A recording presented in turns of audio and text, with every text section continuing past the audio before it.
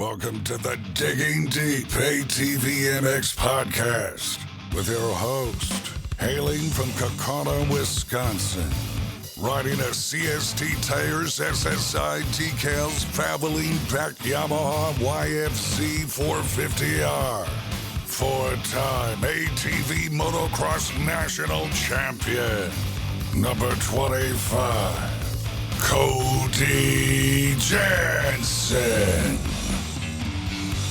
What's up, everybody? We're back.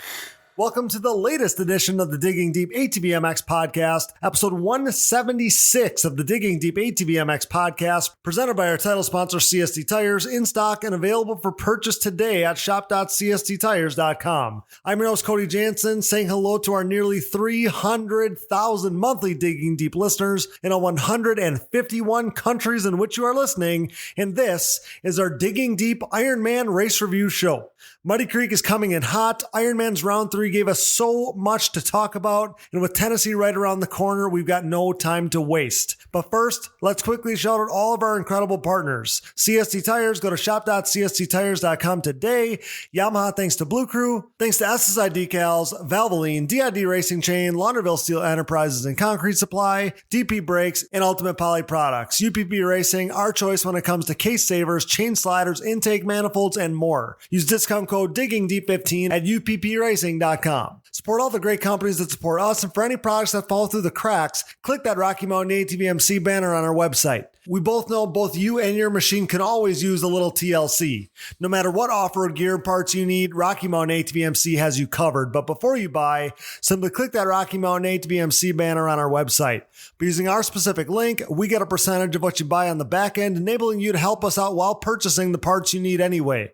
And did you know you can buy OEM parts from Rocky Mountain ATVMC as well? Yep, shipped conveniently right to your door. So click that Rocky Mountain ATVMC banner at diggingdeepatvmx.com to help us out while satisfying all your gear and parts needs. Shout out to all of our donors, and if you are interested in donating and hearing your name on the show, you can find the Patreon or Buy Me a Coffee donation links on our website.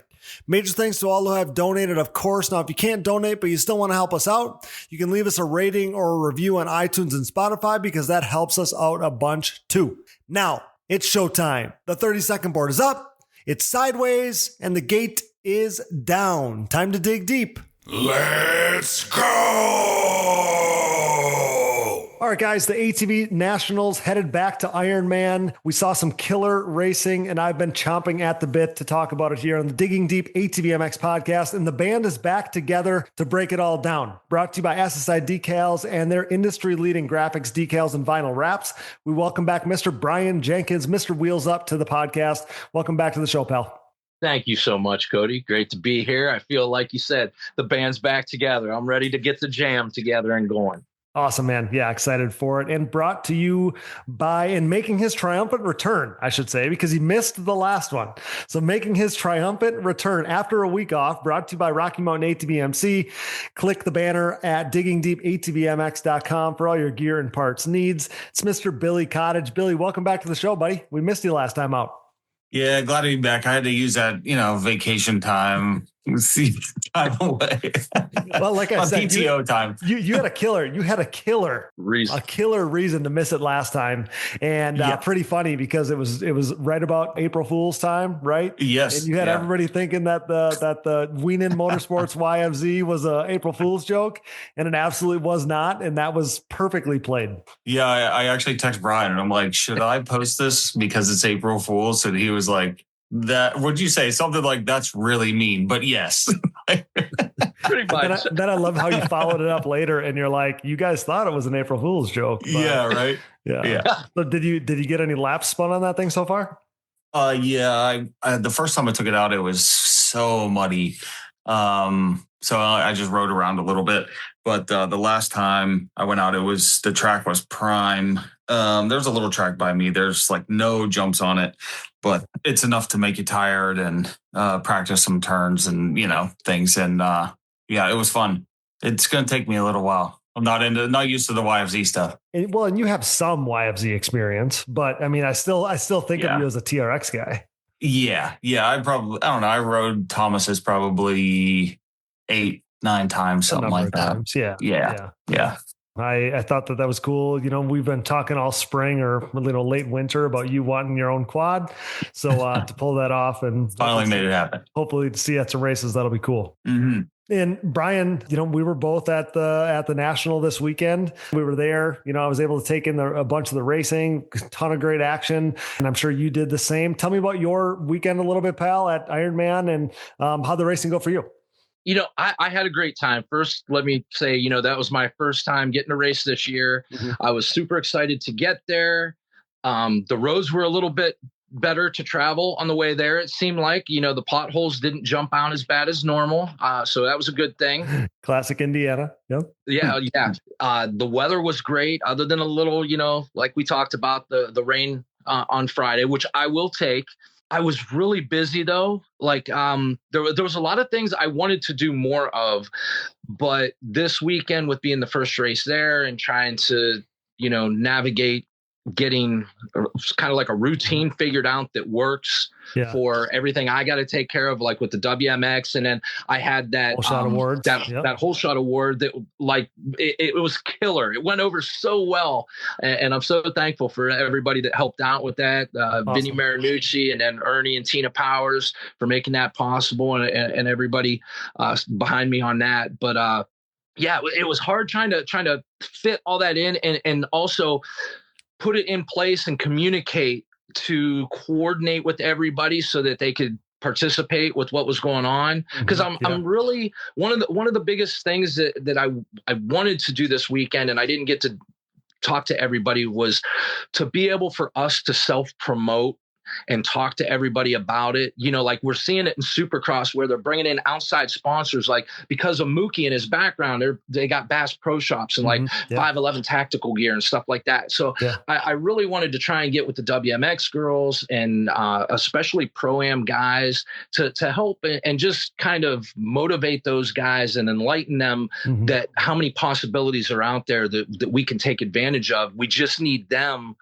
to push it and put themselves out there a little bit more. Sure. So nobody wants to hear it from me. You know what I mean? We need the stars of the sport. So, you know, I was really excited, and, you know, like I said, there was a lot going on, so I don't mean to ramble, but it was chaotic, but I loved it. The racing was phenomenal. There was so much good racing going on. Your class was great. I already told you, like, that was one of the ones I got to watch, and there was some classes I did miss, but the racing I did get to see was amazing. Yeah, we saw some great racing. You have a very similar experience to me. Like I even like said to my wife and my parents, until I was literally like sitting on the track, like ready to go ride. It's so chaotic for me up until that point. I literally was sitting there thinking, this is the first time that I thought about the actual riding part of the weekend, is like sitting on the racetrack ready to go ride, because like I just have so many other things going on. It used to be like I had a singular focus and it was everything to do with riding. And now it's like that's the afterthought part, you know? But yeah, so good to be at the races. Track was awesome. Billy had we had texted a little bit back and forth and talked about how Billy never got a chance to race there. So this is probably a better question for you right this second, Brian. But the track has went through so many changes over the years. And like, there's so many, different layouts and different jumps and things, just so many changes since we first started there about 10 years ago. And it's really cool because like, I don't know what layout was my favorite. I really like the one that we ride right now, but it's pretty darn cool that we raced there last year. They obviously have the National, Dirt Bike National every year. Last year, they had the Motocross of Nations. And then we're back there this year, and like, it's a testament to how gnarly and great the track is, that you would never know that the biggest, baddest motocross race that there is was there, because the track was no different. They just rolled out the track that we're used to racing on. And I always think that that's such a cool feather in the cap, or however you want to say it, to ATV motocross, that we get to go to a track like Ironman that gets to host the Motocross of Nations, and it doesn't even change. Like, they don't have to change anything to host an event like that. That's just how naturally great the track is. That's freaking awesome. And there was a rumor last fall that we weren't going to be going to Ironman, and I was absolutely heartbroken about that. So it made me almost that much more grateful this year to be there, because it's one of the ones that I feel like is a staple. And I guess I found myself not taking it for granted. Yeah. I love that track. The first year I got to go was actually 2016. Michelle and I got to go to that track. And I'll be honest with you, that might have been my favorite track. Same. Because if you remember back then when you came out from the bridge, it was like a triple out and then you made a quick left and you went to where all the vendors row is now. You went all the way out into the parking lot and there was a huge grandstand and there was a dragon back into this Big ginormous jump. Yeah. I loved it. Loved that layout. But yeah, I do really like that track a lot. The only thing I wish they would do, and this might be just because I got to race it back then when you know, there was that huge uphill triple on the other side. You went and did the loop way out by, you know, I think there's parking back there now, but you went way out in the woods almost. And then you came back and like went down the hill and there was a jump that came up and you fished around differently to get to the bridge. So it was a little bit, it was a longer track is why efficient track now. I like a longer track. You know, we don't have like television restraints like we used to, or racer TV or any of that. So I'd like to see a little bit bigger track, or like different tracks. Like as far as one could be 1:30 and then one we're pushing well over 2 minutes. I'd like to see that. Now I wish as a pro that we had the layout we have now, because I hated the whole Godzilla thing when it was like peak to peak and everybody was breaking their bikes in half and it was so in my head. And now it's really not there anymore. It's just a hillside. And I'm like, man, why couldn't it be like that when I was racing the pro class? But yeah, no, track is awesome. And it's again, it's a testament to how great it is that they just roll out the same track that they rolled out for Motocross of Nations for us. That's a pretty special thing. And like I said, I don't take that for granted. So pretty awesome. Like you said, weather was awesome. Conditions were great. Round 3 of the ATV Motocross National Championship is here and now in the books. And Billy, I feel like we're starting to see some trends. We're starting to see the guys that have stepped up. We've been on these shows for well over a year, closer to 2 years, talking about Mason Jackson getting, you know, on the podium for the first time. I very distinctly remember all these conversations that we have had about this. He finally did it this weekend, spoiler alert, which was awesome. There's a few things that I take away from the weekend, and obviously we'll get into this as this review show plays out. What do you say about Joel, right? He did exactly what you would expect him to do on one of his best racetracks. He was freaking awesome. Yeah. I posted something about the fact that it hits me when I watch this guy ride, like how insanely fast he is. It'll never stop blowing my mind. Brandon Hoag, who is clear cut second guy now. He's clearly the P2 guy right now. Yeah. And I talked to Dave Porter in between round 2 and 3. You know, he wanted to make sure everybody knew that, like, adamantly. Adamantly. Yes. He talked to me too. Okay. Same. Okay. I was waiting for the opening. So any of us could echo what he said to us, but basically he wanted to make sure that he wasn't associated with that first round. He didn't want that first round to be used against the PRP program. But now we have 2 races in the books where the whole Australia Racing, PRP, Brandon Hoag, this whole big powerhouse that I've kind of outlined a few times now. Yeah. Now we've seen them go 2-2-2-2, and the showing that he had this weekend. And I know some people get offended when you start to say, Joel's kind of, being kept honest by Brandon Hoag, but I can't outline what happened this weekend without saying that, because Joel is taking off from the whole rest of the field, and Brandon in a way is kind of going with him compared to the rest of the field. So we'll get into that. And then we see Mason Jackson get his first podium, which was awesome. Max Lindquist was very close to playing spoiler on that until the very waning moments of Moto 2, and then caught up in this at the first round this year that Zach Decker hasn't been on the podium. I almost was as impressed as any race so far from him, because to me, running well inside the top 4 or 5 in every moto, all moto long, pressuring for a podium in every lap of both motos, he has proven that he has taken a major step, and no matter what track we go to, he's going to push for the podium. And I came away from the weekend really thinking about Zach Decker, thinking, man, he took a step, and he confirmed it. Even on a weekend where he didn't finish on the podium, he's proven that the old Zach Decker is not this Zach Decker. So I don't know, wherever you want to take it, but those are my biggest takeaways from the weekend. And everybody inside the top 5 really showed me something.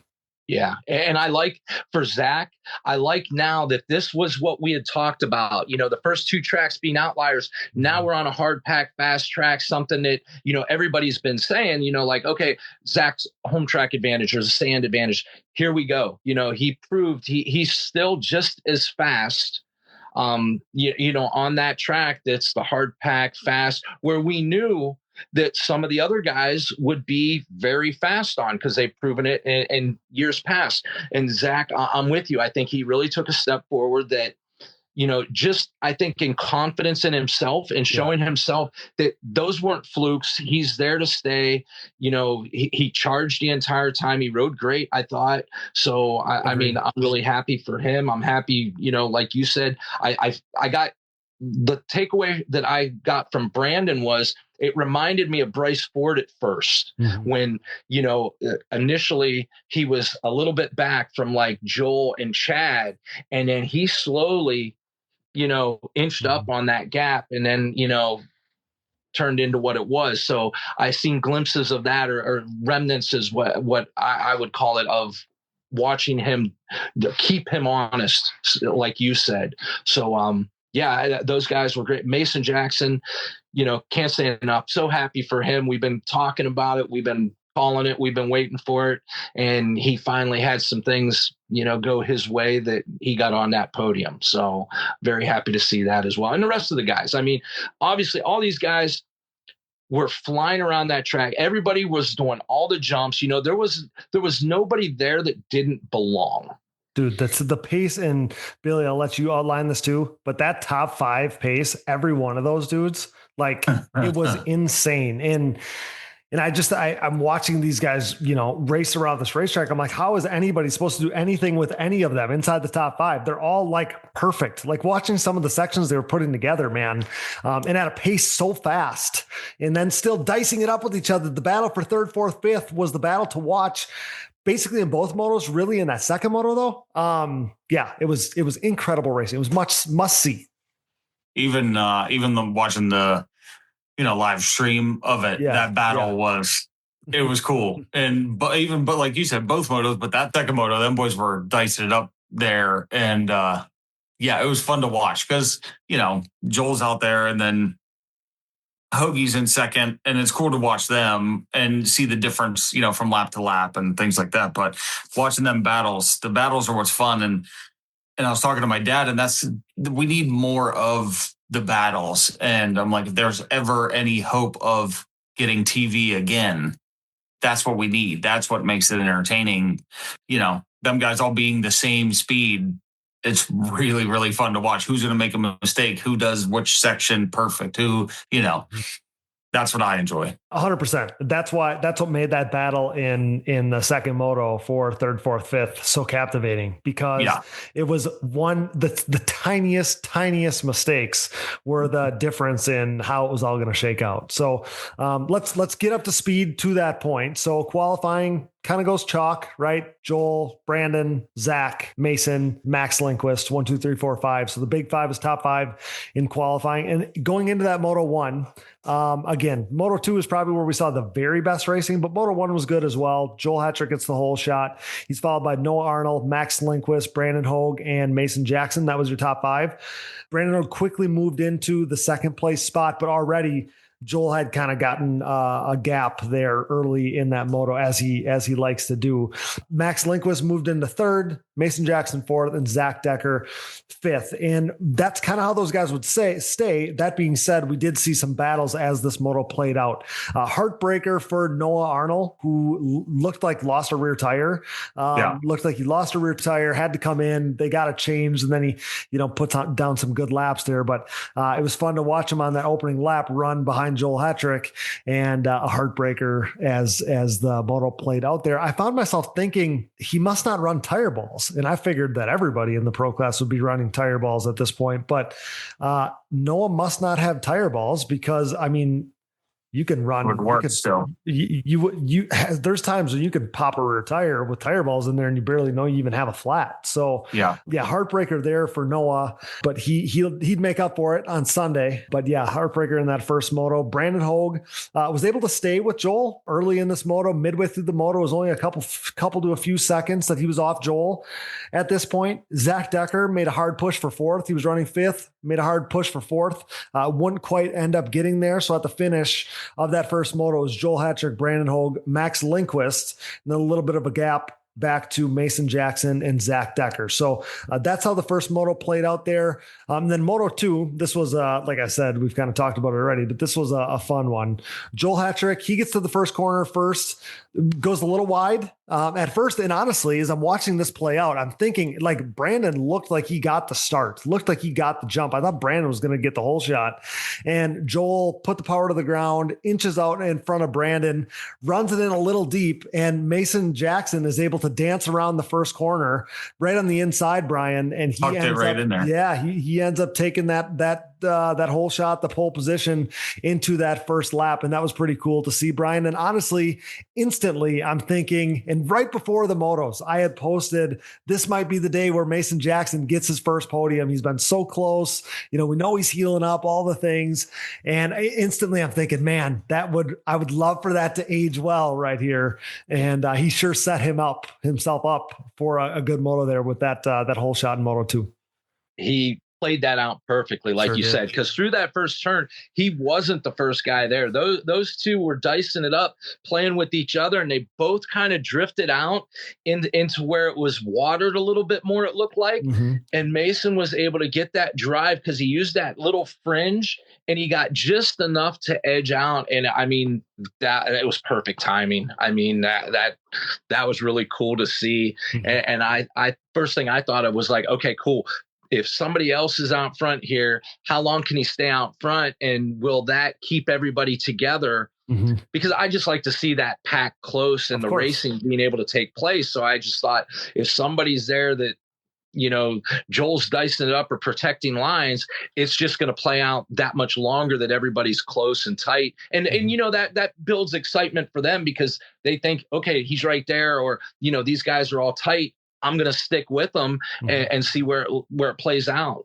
And it made for some really good racing. That extra straightaway after the wall jump that those guys did, that they came down towards the start, really played a cool part into that, because the way those guys were flat tracking around that turn, I just felt like that made it really interesting for them. Me too. I remember thinking that last year as well, watching from the tower. I love that section for the pros because it's literally just a hairpin, like back and forth. Yet we've seen multiple passes in there from these top guys. It's a really good passing point. And I've said this as long as I've had the show, and predating, I mean, probably a decade before having this show, I am a firm believer that the slower they're racing, the better they're racing. So that corner down there, that hairpin is one of the slowest spots on the racetrack, really, for the pros. And we saw multiple passes there. And I think that's some of the reason why. That's some of the later too. Exactly. That's some of the reason why I even, why I had said watching these guys go as fast as they're going, I'm like, man, it's really hard to dive in, make a move, dive in somewhere when you guys are going friggin' 40 miles an hour, that's a very hard thing to do. Billy, after the moto, I had a really fun conversation with Joel and talked about how much fun he's having and all of those things. And I kind of asked him, what is fun for him here, as he's making history every week and clearly the guy in control of these championships and whatever. And he talked about how it's most fun for him when he's got to dig down deep and do something a little special, do something a little sketchy. And he only was not leading for basically a lap in a corner. That being said, there was intensity in that first lap that we don't see that often, and going to different spots on the racetrack. And literally I'm watching him like go outside in, inside out, like do things that nobody else does. And for that one, and I told him this after the race, but I'm like, man, the intensity and your line choice that we saw in that opening lap, like that's what I live for, as far as like covering these races, is the stuff I saw right there, the stuff that sets him apart and makes him different. And he can put that YFZ anywhere he wants. Like I'd live for that, man. Perfect example of that for me was his pass for the lead at Etchikani. Like he just does anything he wants it to do. It does it, and nobody can do anything about it. Can you imagine what that feels like, Billy? Can you imagine what that feels like to just be like, yeah, I mean, and again, I had this conversation with the dude after the moto, but for him to just, it's truly his belief that he's like, and I can't imagine what this must feel like to be like, doesn't matter, any rider, any era. If I'm in my prime, I am going to beat them and then rub their face in it. That's the competitor. And they can't do anything about it. And they can't do anything about it. And I can't imagine what that must feel like. And you know what? You guys are saying that. And one of the things that stuck out to me, and correct me if I'm wrong, because I know, Billy, I'm sure you watched the live broadcast, and Cody, you were there watching. Mm-hmm. You remember after the bridge, you went into that right-hand turn. Mm-hmm. And I don't know what Joel was doing, but I don't even know how he made the inside the way he did. But he'd like overjumped that table. And then was he or was he not the only one that was able to double through the entire roller section? Yeah. Like I seen him do it, and I'm like, it didn't even look like he tried. And then you watch everybody else go through there, and they're all over the place. And I was like, okay. I was like, that couldn't have been what I seen. No, so I purposely stood there again, and he did it again. And I was like, was this early in the day? Was this early in the day, Brian? Yeah. That was that would have been, I think that was Moto 1 when I had seen it, when I was standing there, and it blew my mind. So I didn't see anybody do it. I'm asking this because he said, Cody, I had a moment earlier today where it like made my blood run cold that I did something. And he said to me, I don't even remember exactly what it was, but I think it was in the whoop section that I got so close to the edge that it freaked me out. And I stopped doing it. I stopped doing whatever I was doing. And I think it was the doubling thing. And I don't think he was doing it later in the day. So he was doing something with that table before, like somehow with the broadcast, it was hard to see. Okay. He was like skipping off the top of it. And he was like the only guy. He was like the only guy using that line, which is he was like coming and wheel tapping, and then he was still able to double through, slowing down at the end to go to the inside of the next turn, but still double. I don't know. Yeah. It's Joel. I mean, they can't say anything else. Yeah. It was just amazing. I know that when I seen it, I literally stopped in my tracks and was like, did that just happen? Did he just do that? Because I didn't see it before that. Mm-hmm. And I don't know that I'd seen it, again, but I seen him come around one more time, and I know he doubled through a few of them. I don't know if he made all of them the next time he came through, but he doubled it enough that I was like, okay, that just happened. Yeah. He did that. And it was so fast. Yeah. I'm not going to lie. I saw him over jump that finish line jump to the single a couple of times. Okay. And I'm like, don't jump that. You don't need to jump that. But at the same time, I'm thinking, it would kind of be cool if we jumped that. Cool, yeah. We'll get right back to the show, but now a word from our sponsors. And thank you for listening to these ads. Without these great companies, none of this would be possible. Show your support for the people who support us. The official tire choice of Digging Deep, CST tires are the choice of ATV racing's elite on the track, in the woods, and every other terrain. CST tires swept the ATV racing world in 2022 as Joel Hetrick, Bryson Neal, and Bo Barron rode their Pulse MXR and Pulse HT tires to an ATV Pro Motocross title, GNCC XC1 Pro title, and 10th ATV Pro Works Racing title, respectively. Led by champion Joel Hetrick and podium contenders Bryce Ford, Jeffrey Rastrelli and Nick Janusa, CST's Pulse MXR tire is the most trusted tire in ATV motocross today. Available in soft and standard compounds, the Pulse MXR offers the highest level of traction, most predictable cornering, and superior wear characteristics when compared to the competition. And did I mention they have a contingency program as well? Visit shop.csttires.com to join the CST takeover today, or prepare to be beat by someone who did. The best of the best choose CST.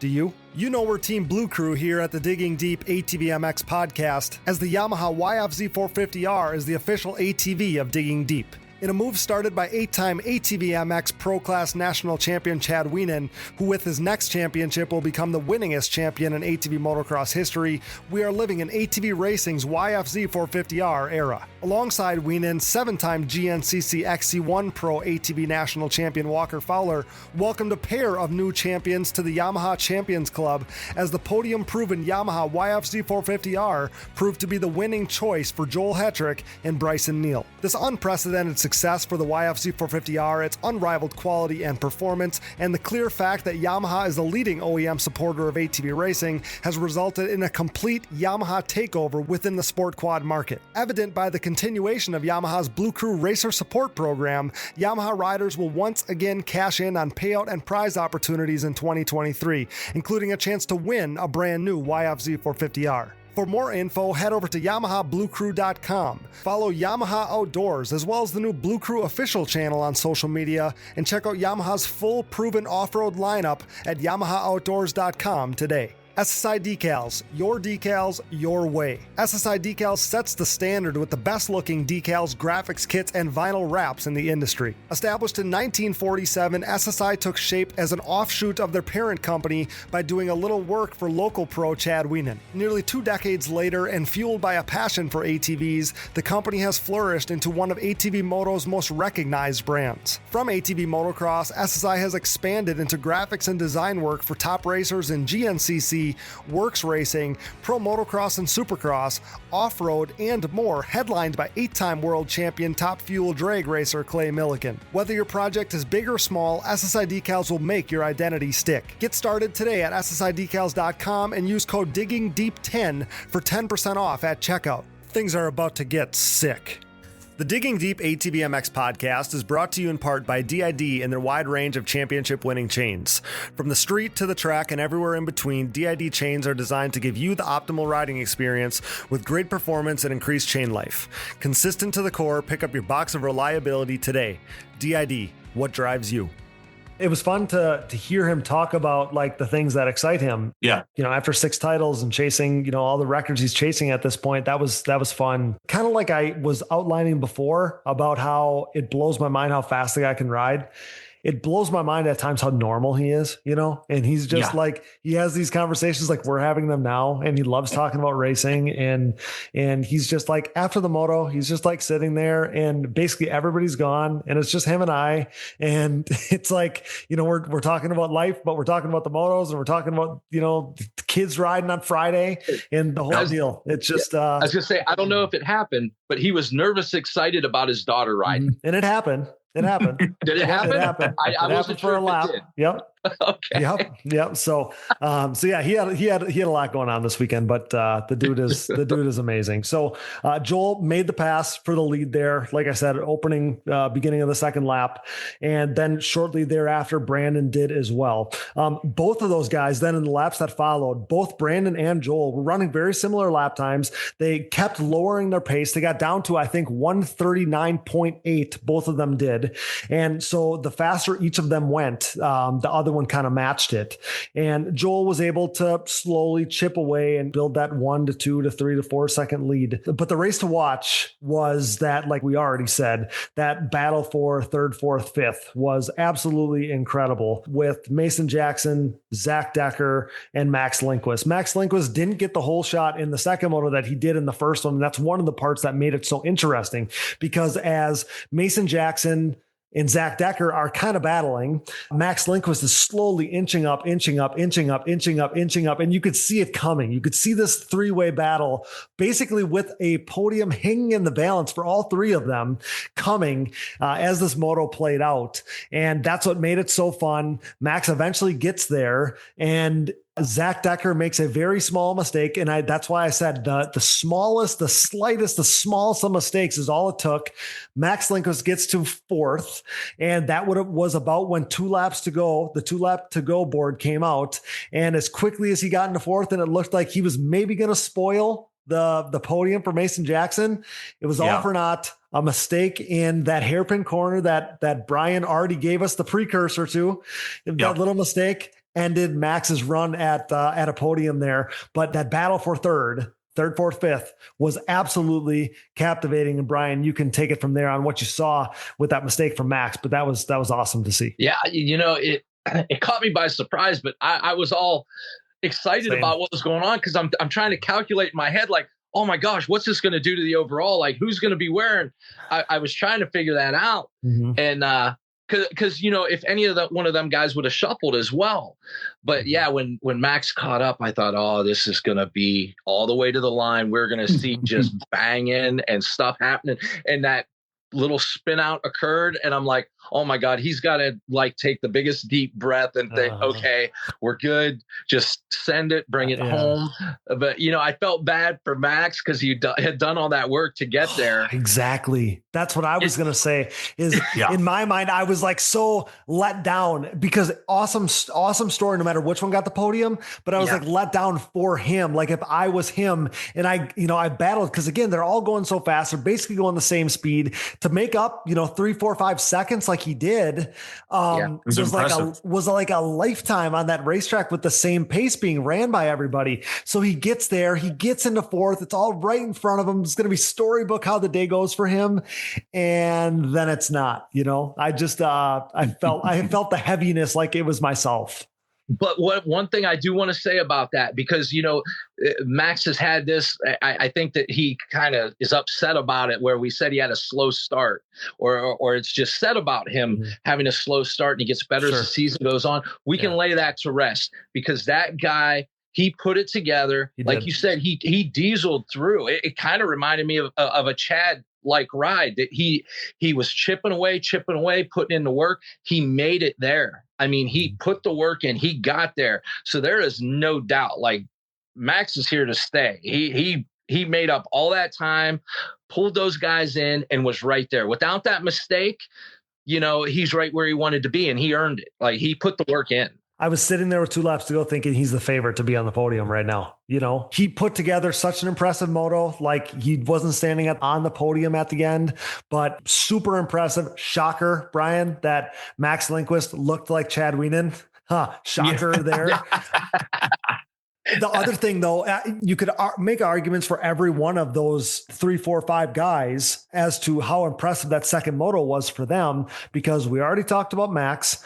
Zach literally never gave up in both motos. And even then as this plays out, Zach gets past, makes a mistake. You could probably almost see some of that momentum get ripped out of his sails. He's been in fourth the whole time. He's the one pressuring for third, and then makes this small, tiny little mistake in the easiest corner of the racetrack. Max goes by, and now it's like, shoot, I was thinking I was going to possibly get a podium here, and now I'm in fifth. And then Max makes that mistake, and as quickly as he was in fifth, now he's literally back on Mason Jackson and giving him all the pressure he possibly could. So that was awesome. Spoiler, Zach does not make the pass, but credit to him. And then Mason Jackson was as impressive as anybody, because he had, and I think I had posted in the play-by-play that I'm sure like the first podium is right there. It's got to be so close he can taste it. He had to, seal the deal, which I'm sure was tons of pressure that comes with that. He had 2 guys literally barreling down on him the whole moto. Turns on him. So he had that going on, and to not succumb to that pressure, not a surprise that he didn't. He's Mason Jackson, but still that pressure is major. Brutal. And then take into consideration that he's been hurt. He's been battling back from these injuries. He's not really, he hasn't been riding. Timmy told me after the moto, he literally rode like one time right before the race just to give it a go and see how he was going to be. So he wasn't in riding shape. Like he hadn't been spinning laps like everybody else, and to literally dig deep the way he did and the way it played out. Like he got the whole shot, got passed by a couple guys, got pressured. It's almost like he slowed his pace a little bit so he could ramp it back up late late in the moto. And I was saying to DJ Sperling from Rocket, machining and design, of course, after the moto, I'm like, dude, the way that Mason turned it up late to seal the deal was absolutely incredible. So the way that dude went and got it, and again, I was impressed by every one of those guys, but the way that Mason went and literally grabbed it and wouldn't let go at the end, Billy, was so impressive. It was, and I want to give full credit to Zach too, because the corner after the old pro section come down the hill, and there was like the big single. Mm-hmm. There was the inside, outside. Inside had the finger. Yep. Zach had the pass made like every lap, but then he would hit that finger, and it would. And I'm like, he could have cleaned Mason out in that every lap if he did. And full credit to him for not. You know what I mean? Because that's for a podium. You know what I mean? Yep. And I'm like, good for him for keeping it clean, and the racing was good. And I wanted to point that out too, because every lap I'm like, is he going to do it? Yeah. Okay. Keeping it safe. Yeah, it was awesome. Like I said, I'm reliving it now. I'm excited about it now because it was absolutely captivating at the time. So that was some awesome racing that we saw there. But yeah, with all the jostling, with all the racing back and forth, with all the the things happening there late in the moto, Mason Jackson was able to hold on until the very end and claim his first career pro class podium. So Joel goes 1-1 on the day, extends his point lead, extends his win streak here in 2026, extends his records to 79 wins and 125 podiums, which is incredible. Brandon Hoag, we talked about him already, the PRP, the whole deal. The team has been in absolute lockstep since coming together here, 2-2 on the day for him. And I mean, the way it was Joel, little gap, Brandon, big gap, and then the rest of the field. And with how we already talked about this ad nauseum, the way that third, fourth, and fifth were absolutely ripping, the way that Brandon was able to, basically rip away from them says a ton about the way that Brandon has been riding. In typical Brandon, right? Like after the moto, with not much of a smile on his face at all. He's like, talking about how emotionless. Joel, some of Joel's lines, and I literally I didn't physically grab him, but I wanted to grab him and be like, Brandon, and I had my arm around him. I'm like, Brandon, you're comparing yourself to the baddest dude ever. So the fact that you're comparing yourself to the baddest dude ever and you're right there, that's a pretty good place to be. Yeah. So typical Brandon. Mason Jackson, obviously, like we said, goes 4-3 on the day, third overall. Talked to Timmy after the race. Timmy talked about how nervous he gets for these races. Said he gets so much more nervous than when he was a rider himself. So credit to TDR and Mason and the Jackson family and everybody for all their effort in earning this first career pro class podium. And I would think, this is something that I truly believe in, is after you get that first one, the rest come easier. Not that any of these are going to be easy, going to be the absolute dogfight, but after you get that first one, get over the hump, I would think, and I would like to hope, Brian, that, maybe the next one comes a little easier. Maybe, now he's proven to himself he can do it. He's outlasted the other guys, kind of against all odds, given the circumstances here. Pretty awesome for Mason to get over the hump. And hopefully, we got some tracks, like people have already been saying, like going to Baja, his home, his home track. Yeah. That's going to be one to watch as the season plays out here. But I would assume that this is not going to be his only podium on the season. No, I think it happens for everyone where, you prove to yourself, you get that little bit of fire lit, that confidence in your abilities and where you feel like you belong. And I think that we've seen that happen with Zach. And, I like for everybody, to kind of have a taste of that and see what that's like, because it's motivation. And you're proving it to yourself. Yeah. Oh, yeah. Not just you can do it, but you belong. And, everything that comes with it, the fanfare and, just the people reaching out. I'm sure, because it always happens, when you start to have success and you're finishing and you're in the limelight.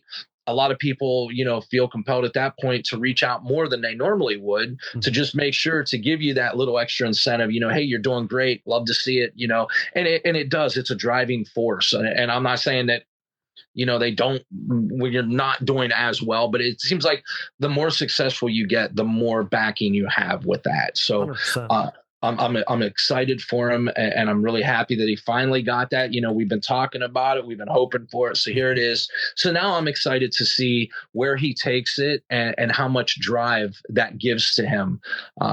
So because now we have Max, we've got Zach, we have Mason. So I'm excited to see who the next person is. What if it's like Joey or Noah? Joey or Noah are going to be the next guys in line. Yeah. Just saying what if, because those guys, that's going to be the fire, the driving force, and it's just going to push them to want to be that much better. I mean, look how excited we were, and how excited he was, Adam at Chicani, when he had that phenomenal moto. So, I'd love for each one of these guys to experience that and get that motivation. Absolutely. And again, like Mason got the podium on this day, but still, like, there are positives to be taken away from Max's ride in the way that he never gave up. I mean, obviously strong third place finish in the first moto, and then second moto, the way he fought to get up there, and, one mistake deterred him from a potential podium or fourth overall, ends up fifth overall. But he had a lot of good things to take away from that. His showing, especially in that second moto, racing up to those guys, that, said a lot for Max and where his program is right now. And then Zach Decker goes 5.4 on the day and wasn't as impressive as a 5.4 as there could be. I mean, he'd literally taken roost the whole time, battling for podiums the whole time, and being on the cusp of yet another podium on the season. And don't look now, but Zach Decker, three races in, is still second in the points. So Zach Decker has a lot to be proud of. He's in a good spot. Consistency pays off. Fifth overall for him. Yeah, he's been absolute fire so far this season. Guys, sixth overall on the day, 6-6 for Joey Norris. He's been six, between him and Noah, kind of battling for that spot. But Joey has been a sixth place guy kind of all year. He's been kind of the next guy in line, again, between him and Noah, but next guy in line outside the big five. So 6-6 on the day for him. So he had a strong day. Wani goes 8-8 on the day, ends up seventh overall. And that was a big one because that was the spot that won his tier in ATV Fantasy. And I was watching that play out in the second moto between him and Adam Ulrich. And when Wani made that pass, I literally said, like, that's going to be for the win in that tier in ATV Fantasy. And that was a big one. So Wani finding his footing in the pro class, finishing seventh. So that was impressive for him.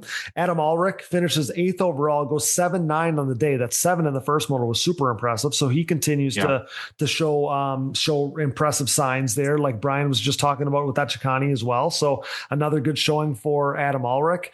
Noah Arnold, heartbreaker. We talked about him already. He ends up 9th overall because of that first moto, ends up being a lap or two down, whatever the case may be, after he changed that tire. So he goes 10-7 for 9th overall, and Heath Hanna rounds out the top 10 with 9-10 scores on the day. So that's the overall. Like I said, for the points, Joel Hetrick, perfect, 160 on the season so far. Zach Decker sitting in second with 122. Max Lindquist third with 118. Brandon Hoag kind of on the comeback trail after some hardships there at the opener. So he's got 107, currently tied for fourth with Mason Jackson. So that's your top five in the pro class as far as points go.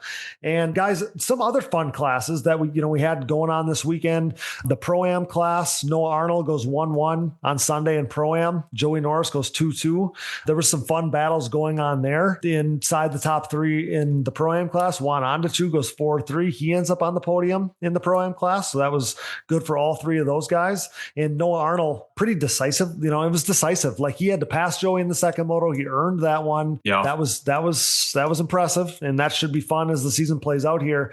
But there was a lot of attention on the pro sport class as well on Saturday, because we added that to ATV Fantasy in kind of a late ad. I would have probably liked to have done that sooner, but as I was sitting there Saturday morning, I'm like, we got to do something here. Like, there's 10 guys in the pro class. The pro class is incredibly challenging, incredibly fast. Like, there's tons of great racing going on. That being said, like, we need some variance here, and I remember this because there was a couple years ago we added pro sport as a tier, and I it's so much more, I shouldn't say more fun, but kind of is more fun for me to have, it's kind of a wild card because it's a lot more unknown. It's way less predictable and it ended up being so much fun. And then, we add pro sport to the game and it ended up being like Landon Korn looked like it was going to, everything was going to go exactly how he would have wanted it to. And then all of a sudden, last lap, man, it goes absolutely wild and blows the whole thing wide open. So that was awesome. So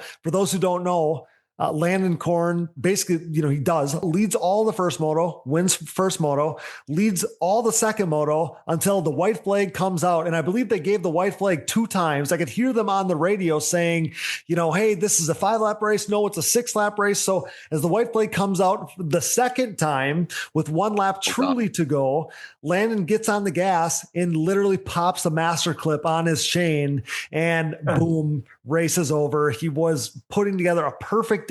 And it's such a shame because, we recently, I think on the last episode, Brian, we talked about Landon and how well he was riding. Mike outlined it. Mike Walsh did at Etchconnie, whole deal. And I came away from watching him on Saturday like, the kid could do no wrong. And we talked about how he rides a little loose and rides a little crazy. But he put that quad in perfect position in every single spot on the racetrack. It was perfect. And then a Master Link robs him of that moto crazy. So sad for him, but cannot say enough good things about the way the dude rode. And then insert Jaden Schiffer, who rode awesome all day, goes 3-2 for the overall. I don't know who had that on their bingo card for Saturday. Right. Ironman. Andrew Kludwick, another rider, just off the 250s, goes 7-1 for second overall. And Siler Paduznak, who was my ATV fantasy pick, because I knew no matter what. Say he was a favorite. Billy, so you just said like unpredictable. I'm like, okay, with Siler, I know what I'm getting. It might be 4th, but I know what I'm getting. I know he's going to do all the laps. He's going to be in solid position and he paid off because he goes 4-4 for 3rd overall. But guys, I'm biased, but the right decision was made to grab Pro Sport and add it to the game because it was by far my most fun part of the game as far as a Saturday goes. So I think they're going to be a staple. Yeah. And honestly, somebody echoed kind of something I was thinking because they were doing the Iron Woman thing for Ironman. Yeah. And I really I thought about putting the girls in there, but I was like, how do you put the girls in there? And I mean, I love the women's class or WMX class. Like there's so many girls I cheer for, all of them basically. But I'm like, how do you put the WMX class in there and be like, everybody but Lily, like you can't do that. That would be fun. Yeah, that would be fun. But Lily's been so dominant and so strong that I'm like, we can't do that. So I'm like, what class are people cheering for, excited for, noticing, going to the fences for that you kind of don't know what's going to happen. And I'm like, well, it's Pro Sport and Landon Korn did his best to make it look predictable until everything went sideways with 1 lap to go. You could do the WMX, but like pick a random position. Don't say who's going to win. Like who's going to get 4th. I thought that too. And I actually brought it up because, you guys have mentioned it, kind of mimicking, and Brian even said it too, kind of mimicking. Yeah, that's what I was just going to say. I was like so happy to Rocky see you put Mountain Pro Sport. ATVMC. I'm like, awesome. Yep. Kind of mimicking Rocky Mountain ATVMC stuff. I literally thought about that. I'm like, okay, predict. I thought about this. Predict 3rd place in the WMX class, because again, that could be between about 7 people. So maybe that's something we do in the future. Right now though, I'm pretty happy with the Pro Sport selection. Yeah. Like I said, you could do whole shots too. Like pick Moto 1 and Moto 2 whole shot winners or something too. Cause Moto 1 was kind of normal, but Mason ducking that inside might have messed up a lot of people's picks too. Yeah. So it's been, it was fun, but like I said, the Pro Sport, the whole Pro Sport thing was absolutely a blast as an addition. It was so much fun. And I mean, I wouldn't have had Jaden Schiffer winning the overall on my bingo card. So freaking credit to him. He rode awesome. Good for him. up he did. He rode great. Yeah. I mean, killer for him. B-class champion a year ago, pro sport winner here in 2026 at round 2 for the amateurs. So it's huge. Pretty darn impressive. For over 150 years, Valvoline has been dedicated to constant improvement and innovation across all disciplines of racing. As a proud member of Team Valvoline for nearly a decade, I have witnessed their unwavering commitment to pushing the boundaries of performance. Valvoline has sponsored some of the greatest names in motorsports, solidifying their position as a powerhouse within the industry. Being a part of this historically great team has been an incredible privilege. When it comes to my equipment, whether it's my daily commuting vehicles, race quads, or anything in between, I trust nothing but Valvoline. Their range of products and lubricants consistently deliver increased horsepower, durability, and engine life. I'm excited to announce Valvoline's breakthrough in performance, Valvoline Ultimate Power Sports. With up to 8 times stronger rust protection and 50% better wear protection, this cutting-edge formula ensures your ATV's engine runs smoother and longer for the ultimate ride.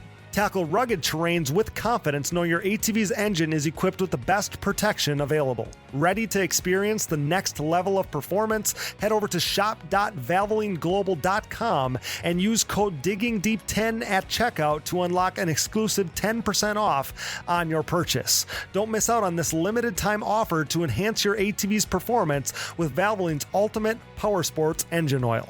Hey everyone, this is Larry Mills, president of DP Brakes North America and proud partner of the Digging Deep ATVMX Podcast. We at DP Brakes are a longtime supporter of ATV racing and the world leader in sintered brake technology, dominating the ATV world for decades by supporting the best four-wheel racers on the planet. This year's lineup includes Jeff Rastrelli, Mark Baldwin and Baldwin Motorsports, Ford Brothers Racing, Nick Janusa, and many more, including Mr. Digging Deep himself, Cody Jansen, plus all the top 17 GNCC pros such as 7-time champion Walker Fowler, Bryson Neal, Hunter Hart, Cole Richardson, Jared McClure, Adam McGill, and previous champion Chris Borich. These top riders continue to appreciate the high performance and impressive durability that their DP brakes have to offer, products that ultimately help place them on top of the podium week after week. DP brakes are available through www.dp-brakes.com,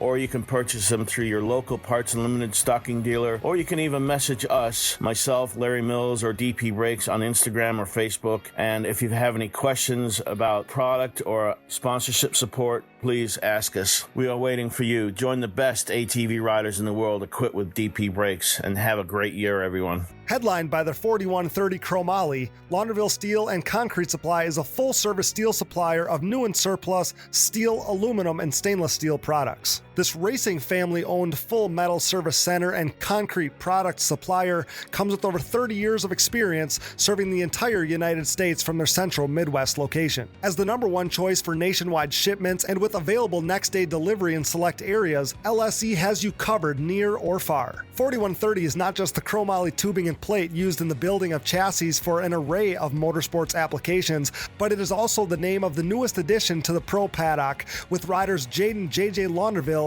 and Max Lindquist, introducing the new 4130 Motorsports team. Launderville Steel offers a large selection of material for any project, including their concrete division that can supply everything you need to complete your next business or personal project. For a quote or more info, visit laundervillesteel.com today or give them a call at 715-675-6193.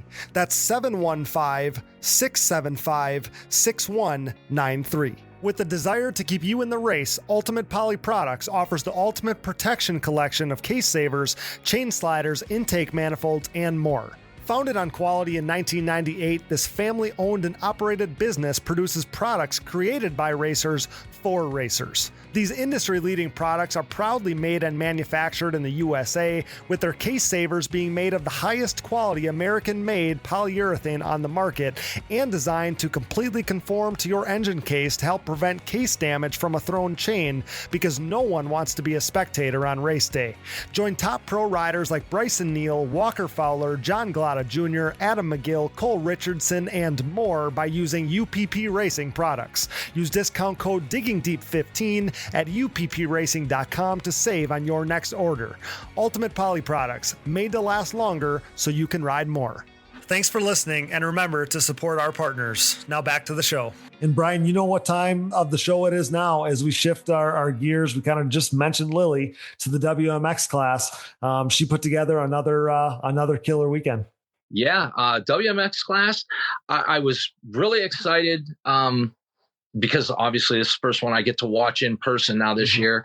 Yeah. So just the way the motos fell, though, unfortunately, I did get to watch, and I videotaped the whole shot for WMX, the first moto for the whole shot award, and got to watch them race. Great race. And I not trying to create a little drama here, but I seen some tension on the track out there, man. Some of those girls were battling, and I seen a lot of diciness. There's I don't know if there's a problem holding lines or if they're just being sassy out there, because I seen a lot of diving on jumps and stuff like that between some of them top girls, and I was like, it's a tale as old as time, Brian. You know as well as I do. well, I might have been playing into that a little bit, Cody. I'm just kind of dress it up a little bit. But, I was here to watch it because I thought, oh, this is going to get good. I can't wait.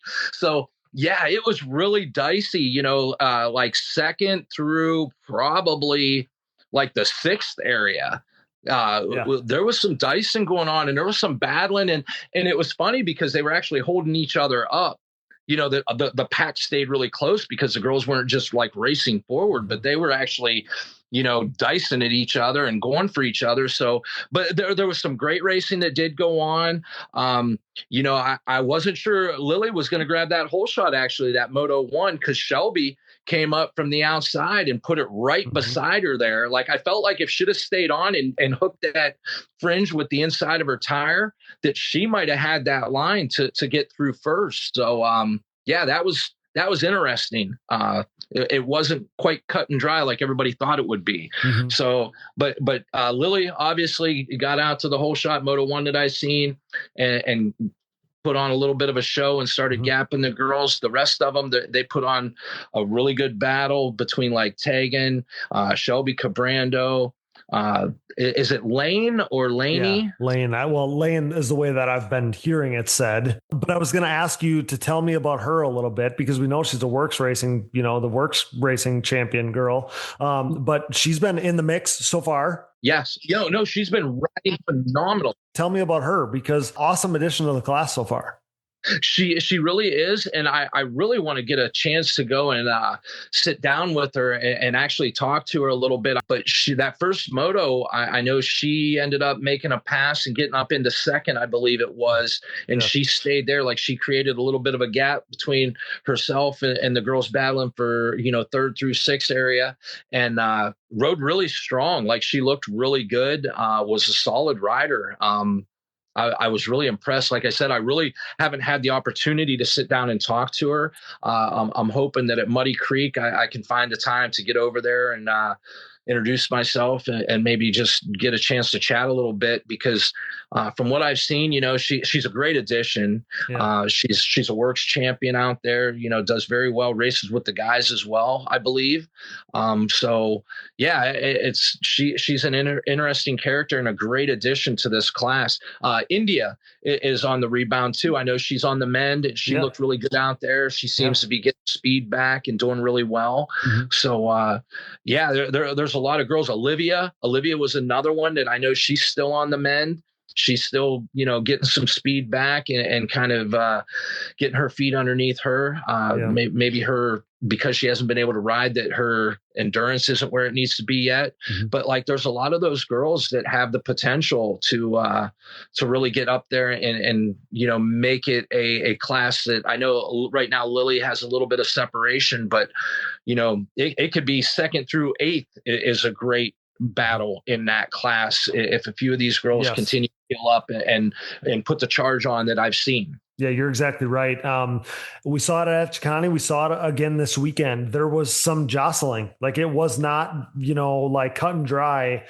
Some of that was because Tegan Bratcher had a mechanical situation in the first moto. So she finishes 12th, but then finishes a strong second in Moto 2. And we knew that, I mean, coming in, I would have told you she was the number one challenger to Lillian Plaza. If Lily, if you can come in as the favorite as a rookie, she did. And, I would have told you that Tegan was the number one challenger. And we saw that in the second moto. But it wasn't cut and dry. Her and Shelby were diced. They did. And I actually went to the podium to congratulate Shelby because I felt like Shelby showed us what happens when she gets a hole shot, and she did. 3-3 second overall, making the, can't drive 55, Doug Gus, number 55, look awesome there in the second place spot. She deserved a ton of credit.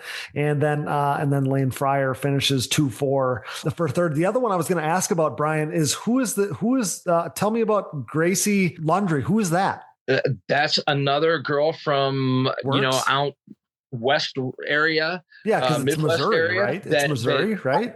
I've heard her name and, I got to see her on different interviews, but once again, I've not run into her, had a chance to talk to her to really find out, anything about her or her racing background to know a lot. Like, I don't know if she's a younger girl, if she's, mid 20s. I don't know. Brian, come on, man. You're our WMX insider. The insider. This was my first race, Billy. And trust me, I was spread thin already. Okay. Like I collected money and getting with Brick Construction, adding more money to the hole shots and then getting the photos with the girls and the checks. And yeah, there was a lot going on. So trust me, I am behind a little bit, but those are two girls. I actually have a little notepad of things that I need to do. Yeah. And those are two girls I really want to sit down and talk to. And there's a couple other ones on here that I know a little bit about, but I'd like to talk to. Just so I have some background. So when things like this occur, I have some information on it. Well, you can report back. You report back next time. We'll let it slide. I will try that for sure. Hopefully they listen to this and then they know, like, Muddy Creek, come find me. Go find Brian. You, because I need to take a notepad and take some notes. I love it, man. The other thing that we should note is that Lily Plaza, obviously she, she's perfect on the season so far. Yes. In WMX. She wins women's 15 plus and she finishes top 3 in the B class, Brian. So she slayed it there against the guys too. Yeah. She put on a show. And if I'm not mistaken, I don't know if she ended up doing it again, but she jumped the big table in the middle, I was told, but she bent an axle and there wasn't really too many people around her doing it. So she opted to back it down and not risk, any mechanicals because of that. Sure. So yeah, I feel like, in B class, which is a class that you could benefit from doing something like that. I didn't get to see her race in that class, but obviously, yeah, I think, would she get third in that class? I believe. Yeah, she finished third. Yep, she finished third. Yeah, so that's a great showing, and I'm sure she had to have some good lines and be doing quite a few of the jumps to finish that well in that class because those guys are no slouches. Yeah. Especially this weekend, there seemed to be a lot of fast people that made their way to the front in like almost every class. Yeah, she went 2-3 in the 450B class, so that's awesome. Pretty darn impressive as a 16-year-old. Rookie in the WMX class. She wanted that first. I remember she was talking to somebody and she said that was the goal. She was going to get it first, and it's well within her reach. It really is. Yeah. You talk about that jump in the middle of the track on must have been on Sunday. It was a little wetter, I felt like, and I had to hit that sucker pinned. I was hitting that thing with everything I had to make the sweet spot on Sunday. Yeah. No kid. What, fourth gear on yours? I would think so. Probably. Yeah. But yeah, I was hitting her lick though. Wow. Okay. Yeah. So next year, you talked about wanting to do it next year, just hit a pin. Yeah. On mine, I think it would be third pin, not fourth pin. Yeah. I don't want to end up. You don't want to end up in the pocket at the bottom of that thing. Yeah. It'd be like Janusa, the first year, I'll never forget talking to him. He's like, everybody told me to hit fourth gear licked. He goes, oh my God, I landed at the bottom. Yeah. He was on flat. Like, he obviously has good motors and whatnot. Yeah. That was not fourth pin. He was so mad. Guys, so shifting our focus to, already next week, Muddy Creek. Awesome thing that we're going back to Muddy Creek. I love that. I feel like it's just one of those places that's historically rich as far as ATV motocross goes, ATV racing goes. The series went there for forever. So to go to Muddy Creek there in Bluntville, Tennessee is an exciting thing. It's the Joe Bird Memorial Race. So that's another awesome thing. It's going to be the place to be for ATV racing. Guys, we always kind of look forward and look ahead to expectations and things that we expect to see at this next race. I don't know. I mean, with the pro class, right, we're starting to see all the trends. We talked about, now we've seen a first podium for Mason Jackson. We've seen the same at every racetrack, whether it be his own, a sand track at Etchecani and the hard packed of Crawfordsville. We've seen Zach Decker be awesome at all of them. I still think that Max Lindquist, all things are equal. If all things are equal, I still think he's the third best guy right now.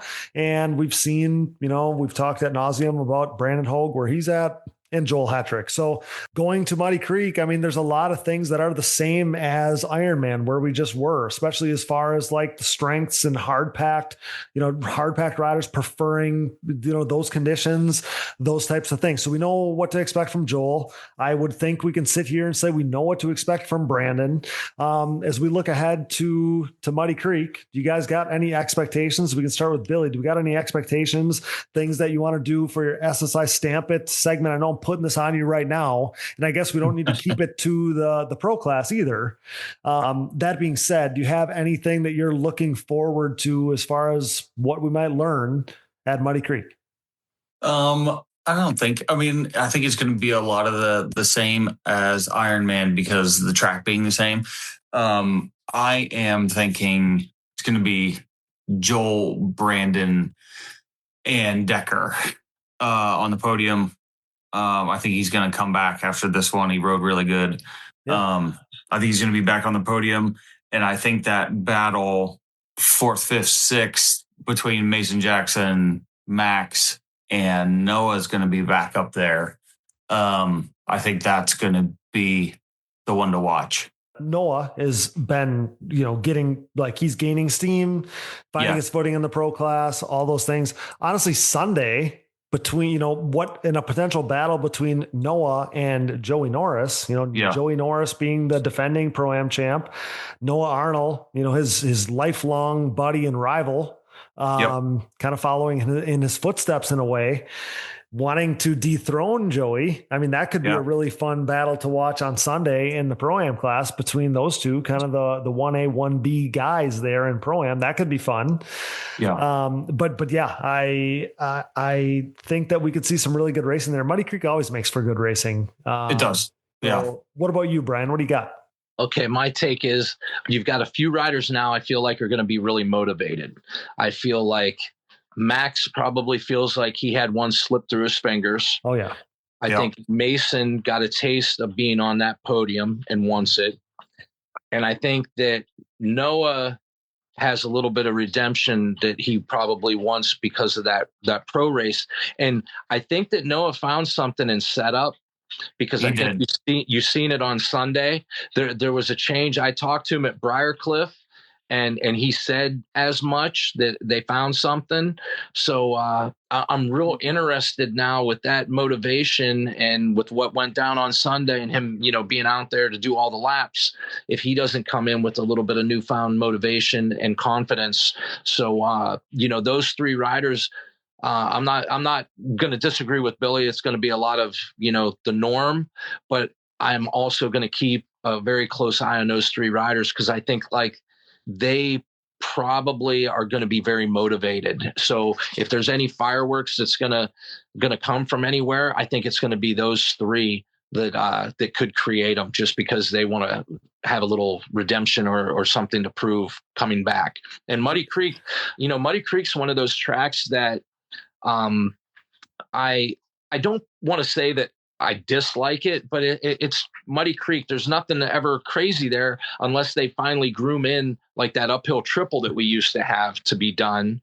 The rest of it's just kind of, it's not real technical or anything. I hated jumping that jump, man. I thought about that jump the whole rest of the racetrack.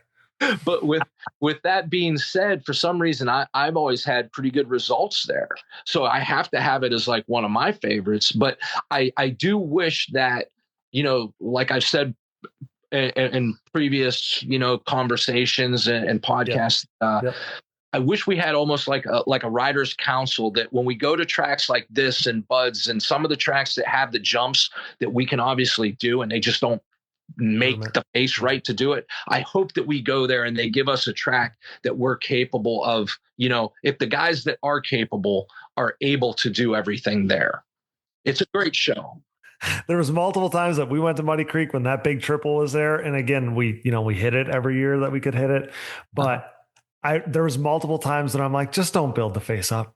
Just let us not have to jump that thing. Do it. I don't want to have to go through because that jump takes my breath away off the face of that thing. Like, really, as you're coming up to that thing, you're going so fast, and the G's that hit you on the face as you take off that thing, it's literally like it takes all, and then the sweet spot on the landing was so small, like you saw it with Nick Mosier, like he blows his leg apart because he comes up a few feet short, and a foot short. Yes, you know what? Exactly. I wanted to tell you a story about that too. I was going to bring that up and ask you, like, you want to hear something really funny? Now, this is a story I heard. Yeah. And, I'm sure Nick will probably confirm it. But so Chad Weenan had said with Nick in earshot, hey, I'm going to do the uphill triple. Now, if you remember that year, the face was not ideal. It was not there. I don't think that anybody thought it was doable. Yep. But Chad, I don't know if he was planting the seed but he said, hey, I think I'm going to try it the next time out. Nick, being Nick, was like, oh, I'm going to be the first one to do it. And that was when he did it and like broke his foot or whatever. And I heard the exact same story. Everybody else seen that. Okay, it's not possible. Yeah. Well, Nick tried it. We're good. Nobody went for it after that. So he was like, he was a guinea pig. A guinea pig. If I remember correctly, you just said, he was within an earshot. I am almost certain that in time qualifying that morning, Nick and I were next to each other on the gate, because I remember him saying within an earshot of me, I'm going to hit it. I'm going to hit it. I'm going to hit it. And it's funny. And my dad tells the story, different year, but being on the gate, I think probably one of the first years that they had that triple there, like before anybody else really jumped it. And, as a pro, you're not on the track until time qualifying. Yeah. And I remember Noah Mickelson on his 250 jumping that thing in the class right before, 250s were racing right before us, going out for time qualifying, and everybody being like, well, we got to hit it because Noah just hit it. And so it's funny to think about. I remember hearing Nick say, I'm going to jump it. And I remember being on the track, like, there's no way that you're going to make it. And I remember, we've all seen the video, right? Like he doesn't even come close. And it's funny. And I hope that he hears this and he he hears the pressure, because I've been begging Nick for like 2 months to come on our show and talk about, I feel like Nick and we raced a million times. There's so many stories. Like I can't wait to have this guy on my show to talk about some of this stuff. So hopefully this is the final push to make it happen. It would be some of the funniest stuff you've ever. You almost have to have his dad come along. Both of them. The stories would be like, you would have everybody just hanging on every word. He's got the most amazing stories. Billy knows. We can't have those stories on this podcast. Well, not all of them, Billy. Not all of them. And Nick and I have plenty of history, so I think that it would be captivating. So that's why I really wanted to make this happen. So hopefully we do. But hopefully we come away from Muddy Creek 2026 with some stories as well. So, guys, I don't know what I'm going to say for my SSI Stamp It. I don't feel super passionate about anything in the pro class necessarily. How about Shelby Cabrando gets another podium WMX? That's what I'm going with for my SSI Stamp It. Yep. There you go. That's a solid one. Cody, let me ask you this, because you always have the inside scoop and you don't have to say if you don't want to, okay. But you mentioned about it being the Joe Bird Memorial. Yeah. Do you know of anything that's planned or anything that might be going? Okay. I didn't know if you were in the loop. I don't know anything special. I mean, I'm sure we can do that. We can assume all the normal things, the t-shirts and things like that, potential, memorial lap type deal. But other than that, outside of that, hopefully we learn more in the week to come. But I don't know of anything else special, necessarily going on. But how often have we had any special, named events like this? As far as ATV Motocross Nationals go, that has not happened very often. As far as memorial races go, that has not happened very often. So I do hope that something special happens, but just having an ATV National alone be, a Joe Bird Memorial race is pretty special thing. Yeah, totally support it 100%. I just thought I'd ask just, to help promote or bring in or communicate if we could, so that, it just draws more people there. Last question, and this is a good thing to finish up on. And then, you started to go there talking about Joe and Muddy Creek.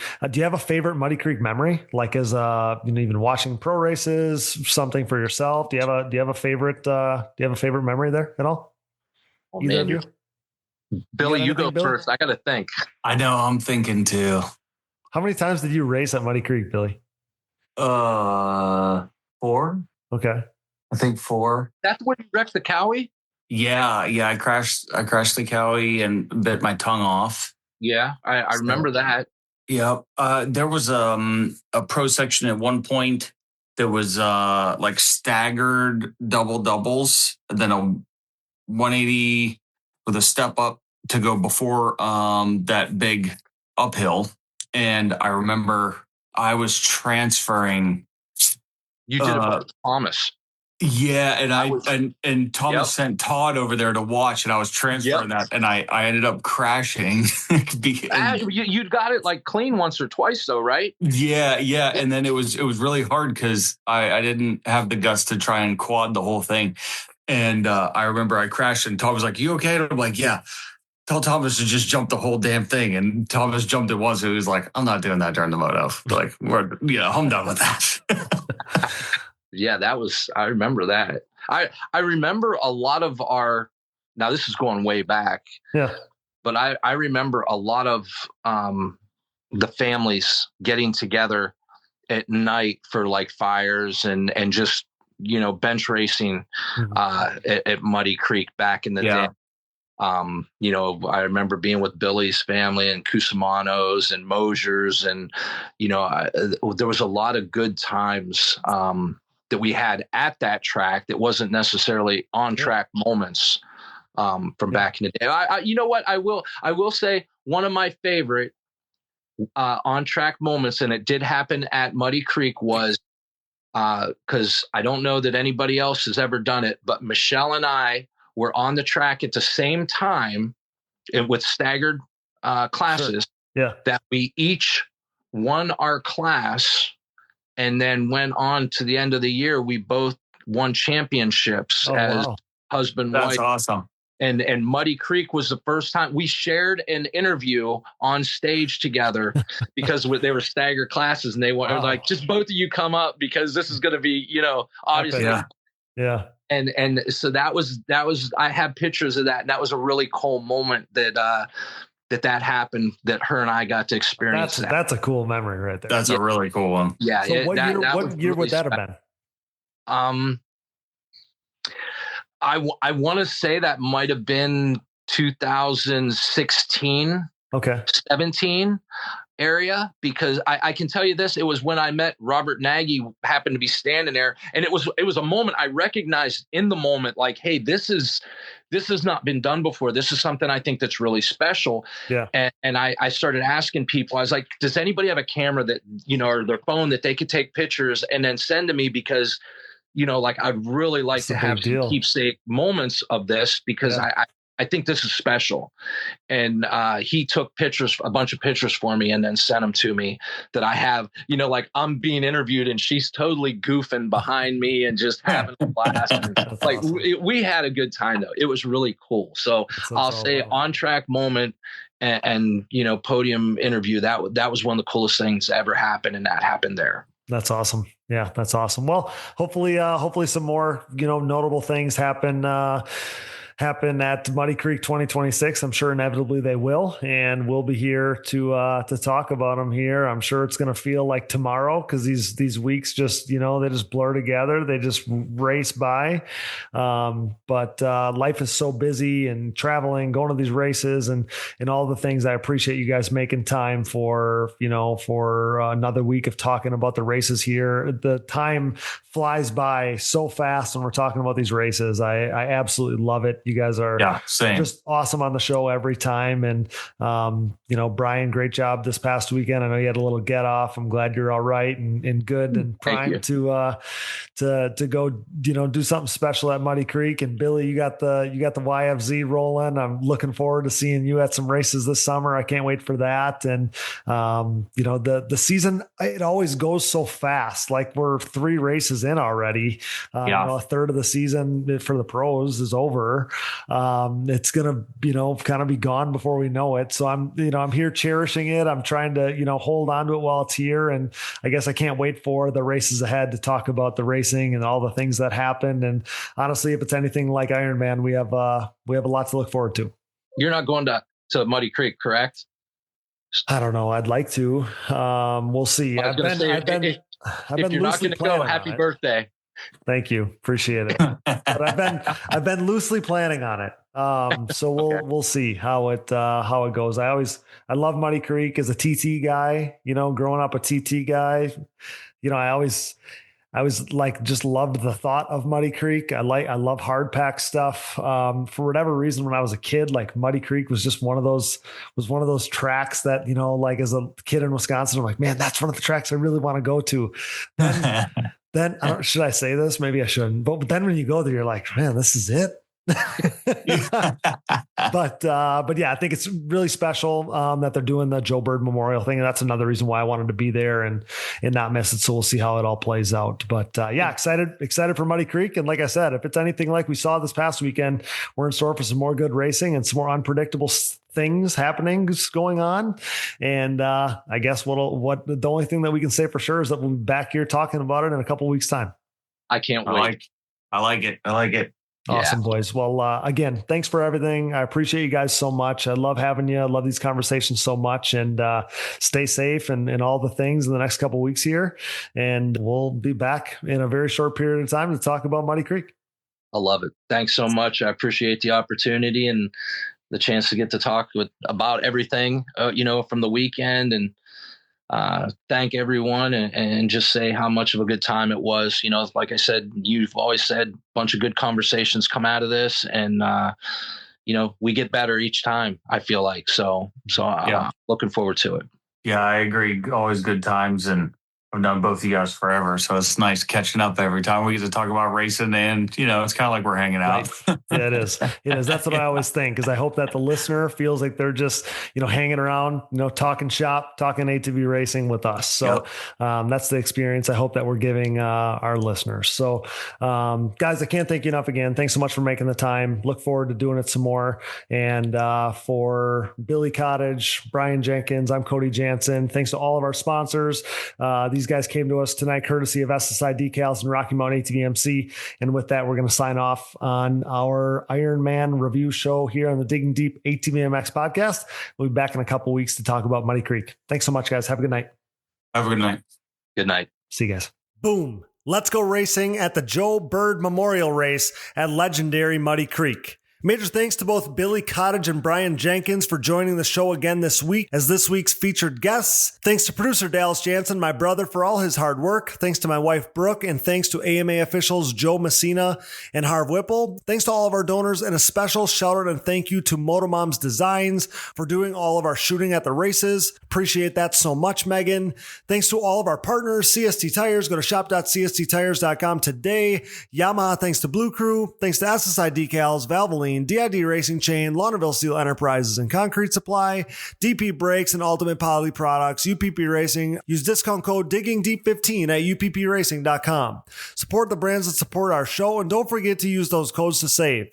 Find it all on our website, and be sure to click that Rocky Mountain ATVMC banner for all your gear and parts needs and to help us out. And most of all, thanks to you guys for listening. Shop our Digging Deep merch at shop.diggingdeepatvmx.com.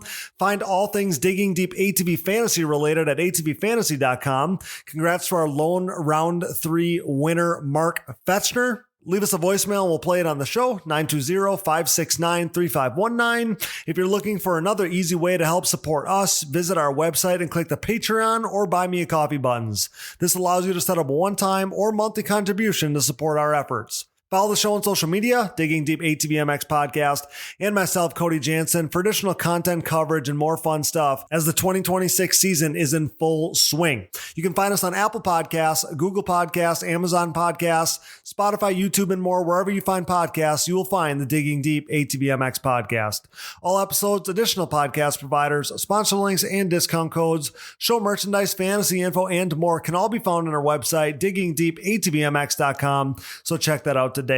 Be a friend, tell a friend. Please download, subscribe, rate, review, and share. And with that, for Billy Cottage, Brian Jenkins, Brooke Jansen, Dallas Jansen, and I'm your host, Cody Jansen. Thanks for listening to and making us the most listened to podcast in ATV racing, with nearly 300,000 downloads last month in 151 total countries. Until next time, thanks for joining us in Digging Deep with the Stars of ATV Motocross.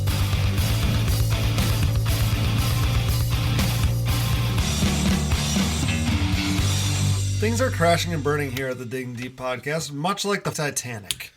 Those guys were hauling ass, for real. I remember watching Doug Gus, I don't know who it was, Steel City, running the same times Friday afternoon as James Stewart was on Sunday back then. It was mental. I've never seen quads go that fast. Quad dudes are freaking gnarly.